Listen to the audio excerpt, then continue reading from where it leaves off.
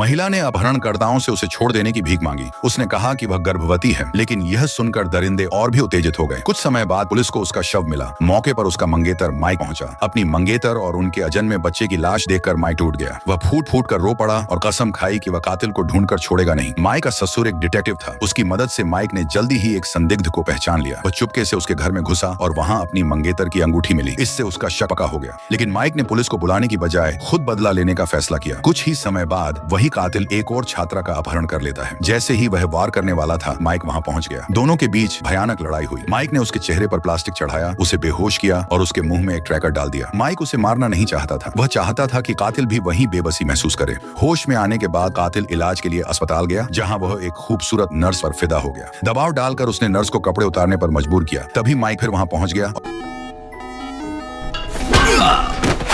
और कातिल को बुरी तरह पीटा। नर्स वहां से निकलने लगी, लेकिन माइक ने उसे रोक लिया। उसके सामने ही माइक ने कातिल की एड़ी की नस काट दी। इसके बाद वह नर्स के भरोसे उसे इलाज के लिए छोड़ गया ताकि वह मरने से पहले तड़पे। जब कातिल फिर होश में आया तो उसे समझ आ गया कि उस पर कोई ट्रैकर लगा है। तभी उसे माइक की उंगली में वही अंगूठी याद आई और सारी बात साफ हो गई। वह जान गया कि माइक उस पर नजर रखे हुए हैं। उसने जानबूझकर माइक को उकसाने के लिए बातें की और फिर दवाइयों की मदद से ट्रैकर को शरीर से बाहर निकाल दिया। इधर माइक को कुछ गड़बड़ लगी और वह अपनी मंगेतर के घर की ओर भागा। वहां कातिल ने उसके ससुर की हत्या कर दी थी। जब तक माइक पहुंचा, उसकी मंगेतर की बहन भी मारी जा चुकी थी। इसके बाद कातिल सड़क पर खड़ा होकर पुलिस के सामने आत्मसमर्पण कर देता है। माइक जानता था कि अगर कातिल पुलिस के हाथ लग गया तो उसका बदला अधूरा रह जाएगा। इसलिए उसने पुलिस की गाड़ी का दरवाजा तोड़ा और सबके सामने कातिल को जबरदस्ती अपने साथ ले गया। एक सुनसान गोदाम में माइक ने उसके मुंह में पेचकस घुसा दिया, लेकिन कातिल फिर भी नहीं टूटा। माइक को एहसास हो गया कि जिस पल कातिल ने उसके परिवार को नुकसान पहुंचाया था, उसी पल वह हार चुका था। आखिर माइक ने उसके सिर के ऊपर एक कसाई की छुरी लटका दी, ये जानते हुए कि अगर दरवाजा खुला तो ब्लेड नीचे गिरेगा।